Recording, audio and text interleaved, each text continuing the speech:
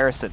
In That's going to be cutthroat. I don't know if this is still a thing, but in the last season, for this map specifically, there was a rule set to where you're not allowed to throw nades for the first like 10 to 15 seconds because it's so easy to just, it's literally, you can literally throw a nade right the second the round starts, just wipe the entire team because you can actually throw it right to their spawn. Brilliant. So teams about to be very careful with that. And like I said, I'm pretty sure that's still going to be a rule set that we'll play onto here. But here we go, folks. Into the first round of this matchup. It's the same as before. It's a best of one. The winner goes forward to face off against the beginners. We already got a frag on the board, actually, as teams go for pre-fire right at the start. It's Jet Black from Silent Purge that knocks out a member of the Vikings as they are trying to spread out and take the mid ground here in the early game. That will be what the defenders look to do. They try to take some aggressive control. Unfortunately, at least on the right side of the map, they've paid the price for it in losing one of their members in the first few seconds here. As far as Silent Purge is concerned, they're not really too worried about pushing except for that one player they've got on the right extremity right now. Besides that, like I said before, they were just trying to hope they could get lucky, pick off 1 or 2 players for the beginners. They've done exactly that. But it's not the beginners, that's Vikings, remember. This is the wrong way around. Yeah. It's just not Vikings. Updated at the top. Apologies. So it's Silent Purge versus Vikings, but yes, Vikings are down a man early on here. We'll wait for our overlays to be updated with the correct team names. The sides are correct, however, so Silent Purge will be playing for the attack still. It's just, yeah, we just need to swap out the beginners for the Vikings there. There we go. Very good. Thank you very much. We will see the Vikings, of course, still trying to play into this defense. Don Patron sneaks into the mid-garage, though. Makes his way forward, knocks out Cruiserweight. With him down, that's the Vikings down to only 3 players left.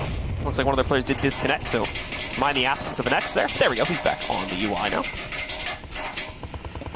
Good hold so far here for Silent Purge to push in. Oh, they're going to be able to swarm this too. Look, the entire right flank's been opened up now. Nolik looking around, trying to use that small gap to fight from, wasn't able to do it, but Fimi Fungi, he's going to believe to get at least himself another kill on the board to try and hold on to this, but that's 1-4 left to find, and certainly they all know where he is now. Architect in a very nice spot, depending on when the players want to push in front of him. Don Patron is able to get the job done, though, straight away. Able to find there's only 1 more player left for them to see here on the Vikings team. And Silent Purge, well, they had the choice between choosing this. They went in and chose this over Bazaar, and they certainly showed us why on this first one. Yeah, winning the round quite convincingly, too. Very fast as well, completely different like what you were saying. What was I telling wild. You? Hey, is this your first time jumping on a cast? We've gone from a 5-minute game to literally a 1.5, 2-minute game of just craziness. You think all the other maps are like very like diverse in the amount of like methods you have to attack. This is literally just a like straight shot. Like it's literally just both the teams like bull rushing each other. That's what this map is. Yeah, there's a lot less of like the kind of fanning out in the beginning, taking portions of control and working your way up slowly. It's a bit more of like, we see someone, let's go for it, and now we need to go as a unit because there's just nowhere really to hide. It's essentially, there's like 2 primary lanes to push the map with, and then you have like a bunch of branching side paths that go into like containers and a couple smaller like little warehouse buildings and stuff like that, and that's basically it. That's it. That's like as far as the map goes in terms of its complexity. So the attackers are very limited, but at the same time, if what happens in that last round happens, it's nearly impossible for the defenders to win, because if they lose like 1/2 of their defense, then literally what we just saw happen there is going to happen, where a team like Silent Purge, who is on the attack, could just completely swarm and surround the rest of the defensive setup, and they'll probably never even know what hit them. Well, let's see if the Vikings can turn things around and make this 1-1. Oh, will Silent Purge. I like this. See, there, you just heard that from Vikings. We got this, boys. They're confident still. They believe they can get the job done here. It's not an easy map. It's not a map that we see all too often here. What is Jet Black doing? Can we go back to Jet Black real quick? Just chilling. Yeah, I think he was just washing the uplink. It's like, uplink, I love you. He was like rubbing it. No one's taking you. We're not going down early. You stand strong for me, please, baby. So, well, he's apparently the janitor of the team.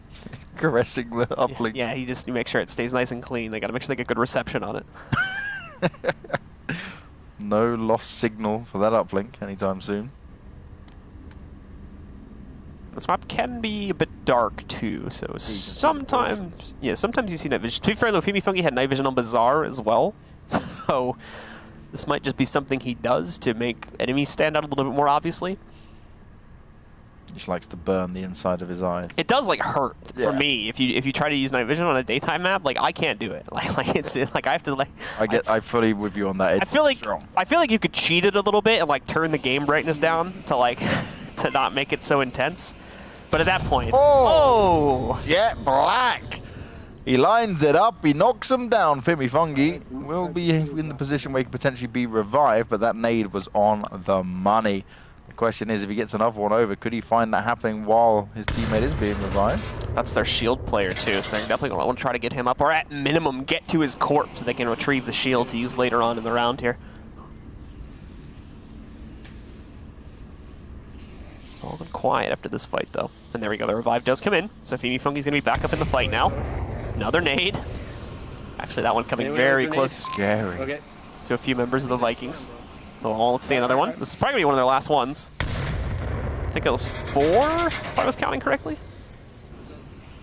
So they should have maybe one more HE grenade here.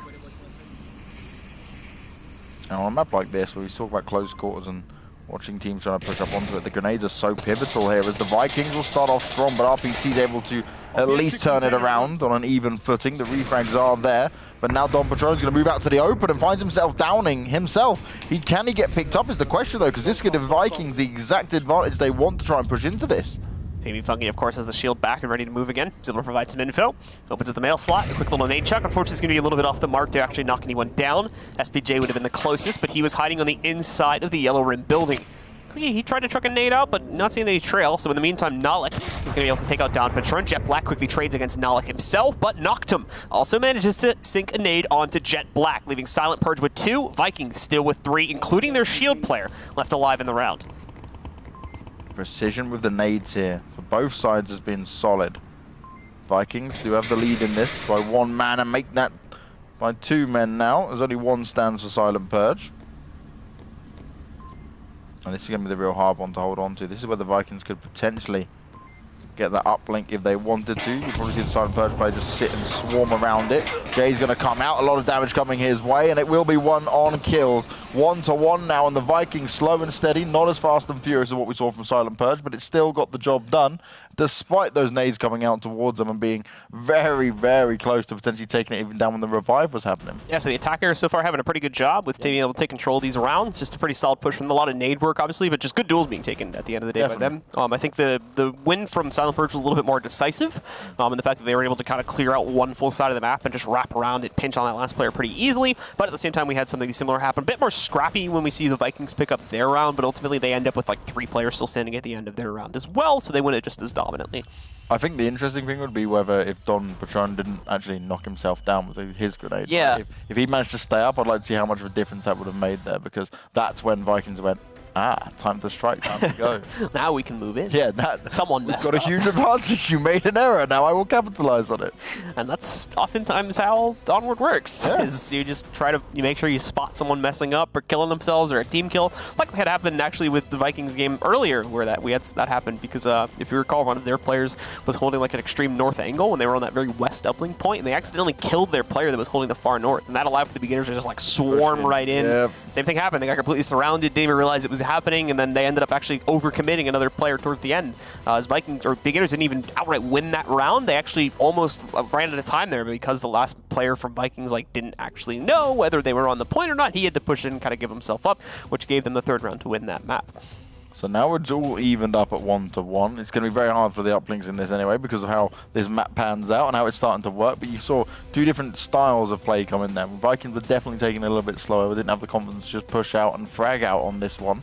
But at least what we saw from Silent Purge, when it now swaps back over, will they go for that same style? Will they still feel as confident to push forward, or will they try and slow things down just a little bit here? I think overall it's been working on the attack for both Silent Purge and Vikings, so I see no reason why they'd slow it down. Obviously, losing the round of defense is rough, but it's on their defense at the end of the day. It doesn't affect their attacking rounds, which still won pretty cleanly for the guys on Silent Purge at the end of the day. And as such, I don't see any reason why they would change that going back onto attack now. The only difference, of course, is going to be the uplink point, but to be fair, the uplink doesn't really vary that much on this map for the most part, so that shouldn't be too much of a change up in their overall strategy. And I really like the fact that actually we're seeing both teams are capable of playing. And like we said, it's not a map we see too often at all. So for it to be one where they can both still compete, and it shows that the practice has been put in, and it's time for them to show what they've been practicing when it comes down to it, right? To be ready for any map that can come your way. At minimum, we know now that Vikings didn't lose the game on the veto. Essentially, yes, they didn't kind of take the bait and ended up just we shouldn't have let that through. Why did that get there? So we're not looking at one of those situations at minimum. Vikings seem prepared to play this map and kind of know what they're doing, at least from an attacking perspective. The defensive side,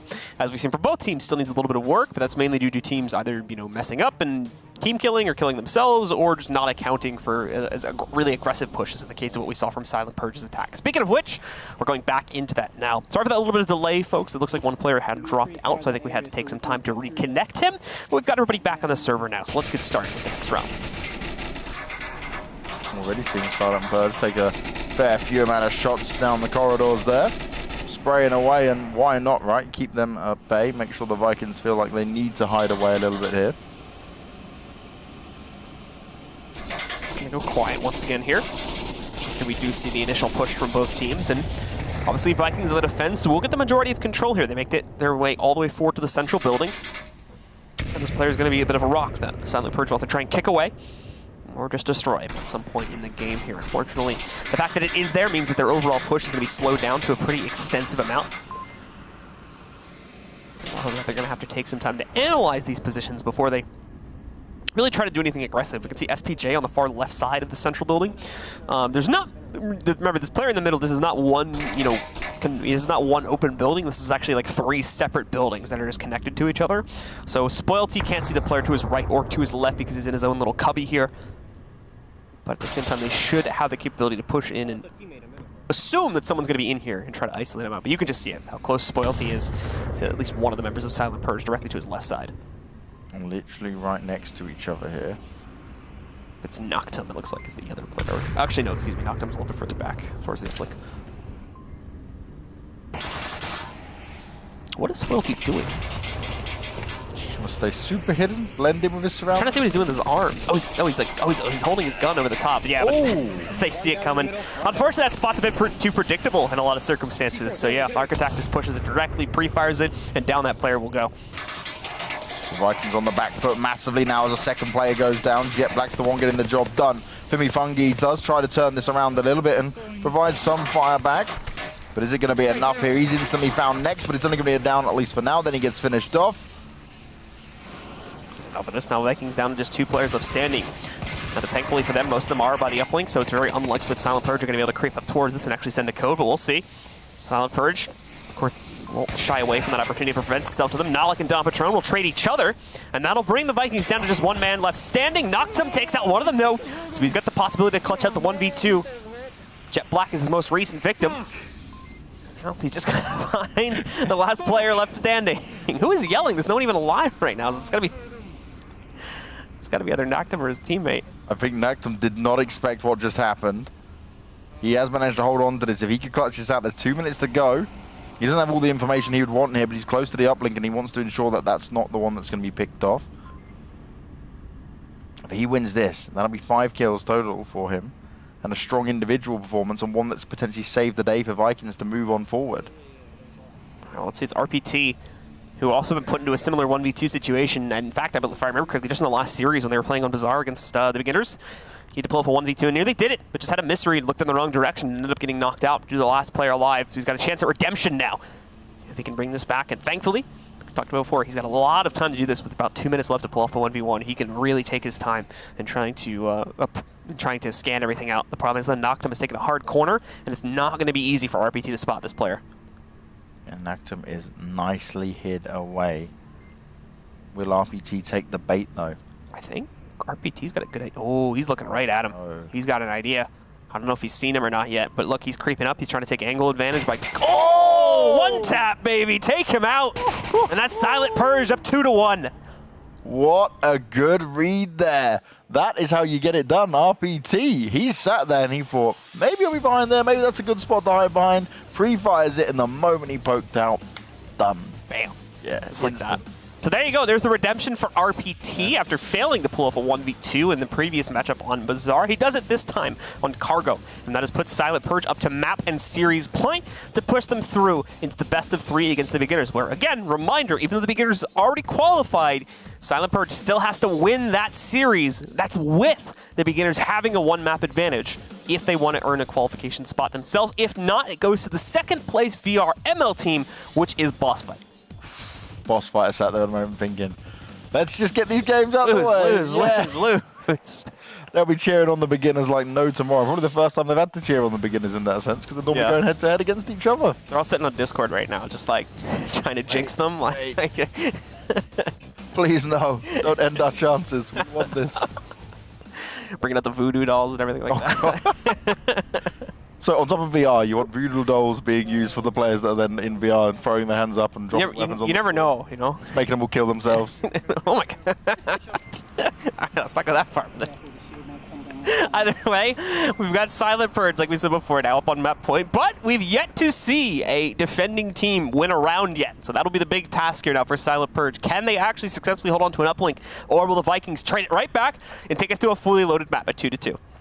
Just gonna make it clear, I meant kill themselves in game. Yeah. I hope most people got that. You never know, it's 2019. I'm clarifying every word here. Now this is going to be the thing here for Silent Purge. How they deal with this is the first Viking nade goes up, and that's close, but won't find the knock. It blows up before it hits the ground. A little bit too high to airburst, unfortunately. Otherwise would have been right on the mark. Vikings taking a very slow push this time. Arguably even slower than what we saw in the previous round for them. But ultimately, this is also a pretty passive hold. I think we're missing a few people on the mini-map for Silent Purge, so we don't know exactly what their lineup looks like. But as far as I can tell, it's a lot more restrained than what we've had in previous rounds from them, where they've usually pushed at least one player out to the central building. This time they're not doing that at all. They're holding everybody back on the uplink. ec.lip was in a good spot there as well. Meant the nade wasn't going to get deep enough to potentially take him down and allow Silent Purge to gain some more ground forward. And actually, yeah, you can see, look at RPT's position, very out in the open here. Just a little bit to cover behind, but Silent Purge will start off with the first down at least. No kill coming in yet. Spoilty getting a revive put onto him instantly there. They cannot afford for players to go down too early here. RPT's position is going to be key. He manages to try and hold on to it, but it's not going to work out. His teammates then try to get him with the refrag, and two players of Vikings will now go down. Jetpack getting the job done once again. This man, he's on point today. The smoke was so key for Vikings, but it now hasn't worked out for him. As Naktum's doing strong. A molly. I've like never seen someone use a molly before. Well, there you go. There's a first for it. As either way, Silent Purge do try to bring things back under their control, but ultimately it'll cost them an additional player now. Goes down to a 2 versus 2. Arc attack. Might be trying to make a push here in a second. Both the Silent Purge players are actually pretty split up right now, so they might try to join up in a few seconds closer to the uplink itself. But when you consider in the overall scope of the map, they're actually relatively close to Arc attack, moving around like crazy right now, too, making a whole lot of noise. He's got to hope someone's not close enough to him to be able to hear that. Otherwise, his position is a dead giveaway. The nade that's thrown against him, thankfully, is a complete miss. Just goes right up on top of the building, so won't be able to impact him at all from the inside. Peeks it again. Don't think he spotted anyone, but he is just trying to swing back and forth on both doors here to try to spot intel as quickly as possible when it does present itself. Yeah, that'll allow for his teammate to be able to react off it once he has got it, but he needs to ensure that if he is doing this, he doesn't get caught and shot down instantly when he's out in the open. Good smoke. Problem is, Patron still gets ec.lip walking right into him. It's all on Korzai now to try and clutch this out. No, Arc attack will finish him off. It's Silent Purge going through into the grand finals with a 3-1 final score in their